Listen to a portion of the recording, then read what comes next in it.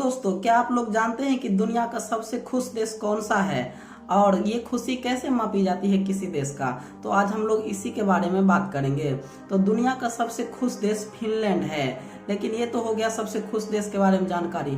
लेकिन आप लोग सोचिएगा कि खुशी तो एक एहसास है, फीलिंग है, इसे कोई कैसे माप सकता है, ऊपर से एक पूरे देश का खुशी कैसे मापा जाता है। तो आज हम लोग इसी के बारे में चर्चा करेंगे। आप लोग जानते ही हैं कि 20 मार्च को वर्ल्ड हैप्पी डे मनाया जाता है और इस दिन को यूएन जो है एक रिपोर्ट जारी करता है जिसमें यह बताया जाता है कि किस देश में लोग कितने ज्यादा खुश हैं। यूएन द्वारा ये रिपोर्ट पिछले 10 साल से जारी किया जा रहा है और ये रिपोर्ट जो बनाया जाता है वो उस देश के राष्ट्रीय और अंतर्राष्ट्रीय पहलू को देख करके बनाया जाता है। हैप्पीनेस इंडेक्स में 0 से 10 के स्केल पे देशों के खुशहाली को मापा जाता है। इस इंडेक्स में 7.6 रैंक के साथ फिनलैंड बीते 6 साल से पहले रैंक पे बना हुआ है और दूसरे और तीसरे नंबर पे डेनमार्क और आइसलैंड है। तो खुश देश का जो इंडेक्स जारी हुआ है, लिस्ट जारी हुआ है, उसमें आप टॉप 10 देशों का नाम देख सकते हैं कि इसमें टॉप 10 में कौन कौन सा देश सबसे ज्यादा खुश है और बाकी का और भी नाम आप लोग देख सकते हैं इस इंडेक्स में। इस रिपोर्ट में सबसे निचले पायदान पे अफगानिस्तान है, या आप ऐसा भी कह सकते हैं कि अफगानिस्तान के लोग सबसे ज्यादा दुखी है। इसके अलावा लेबनान, जिम्बाब्वे,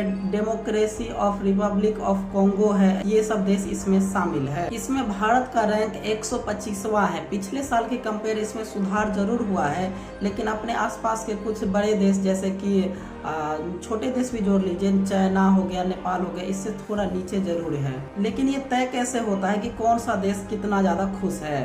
तो ये एक सर्वे के डेटा के आधार पे इसे तैयार किया जाता है। ये सर्वे पोलिंग एजेंसी के द्वारा कराया जाता है और इस सर्वे में लगभग हर एक देश से 3000 के आसपास व्यक्तियों को चुना जाता है इस सर्वे में भाग लेने के लिए, जो कि इस सर्वे का सैंपल साइज बन जाता है। इन लोगों से कुछ सवाल पूछे जाते हैं और इन सवाल के जवाब के आधार पे कुछ डेटा तैयार किया जाता है। इन सवालों के जवाब 0 से 10 के स्केल पे देने होते हैं। 0 मतलब सबसे खराब और 10 मतलब सबसे बढ़िया अनुभव रहा उस देश के बारे में जानकारी लेकर के।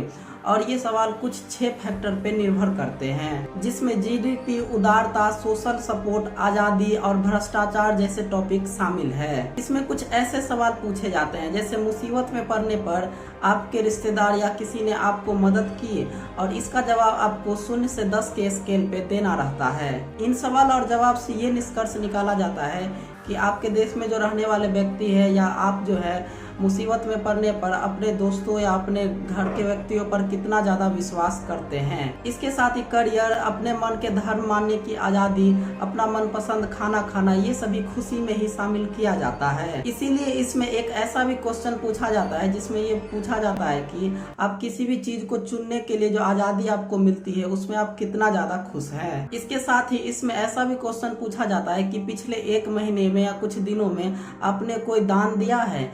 ये क्वेश्चन इसलिए पूछा जाता है कि ये भी माना जाता है उन लोगों के द्वारा कि अगर कोई व्यक्ति खुश होगा, वो प्रसन्न होगा, तो वो कुछ दान करता है, किसी का मदद सहयोग करता है। इसीलिए ऐसा क्वेश्चन भी पूछा जाता है कि आपने किसी को कुछ दान दिया है, मदद किया है पिछले कुछ दिनों में, कुछ महीनों में। इसमें भ्रष्टाचार से रिलेटेड भी प्रश्न पूछे जाते हैं कि आपके देश के नेता जो है, आपके देश में कितना ज्यादा भ्रष्टाचार किया, आपके देश के व्यापार में कितना ज्यादा भ्रष्टाचार है।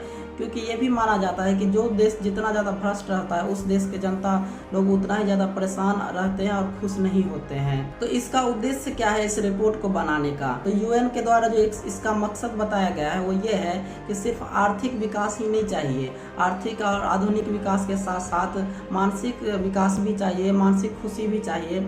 और जिसको मापने के लिए हम कुछ आपको रिपोर्ट दे रहे हैं कि इसके आधार पर आप माप सकते हैं कि आपका देश कितना ज़्यादा खुश है। और इसके बाद से लोगों का खुशी भी आर्थिक पहलू में गिना जाने लगा कि जिस देश का व्यक्ति जितना ज्यादा खुश होगा उसका आर्थिक विकास उतना ही ज्यादा बढ़िया होगा। और ये सारा प्रोग्राम यूएन के द्वारा चलाया जाता है और इसमें भूटान देश का भी बहुत बड़ा योगदान है। तो आज आपने जाना कि किसी भी देश का हैप्पीनेस इंडेक्स, खुशी वाला इंडेक्स कैसे मापा जाता है। तो इसमें कुछ लोगों का सैंपल लिया जाता है और उनसे कुछ प्रश्न पूछे जाते हैं, उनके आधार पर यह तय किया जाता है कि किसी भी देश का व्यक्ति कितना ज़्यादा खुश है। तो आपको ये वीडियो कैसा लगा कमेंट बॉक्स में ज़रूर बताइएगा। आज के लिए इतना ही, धन्यवाद।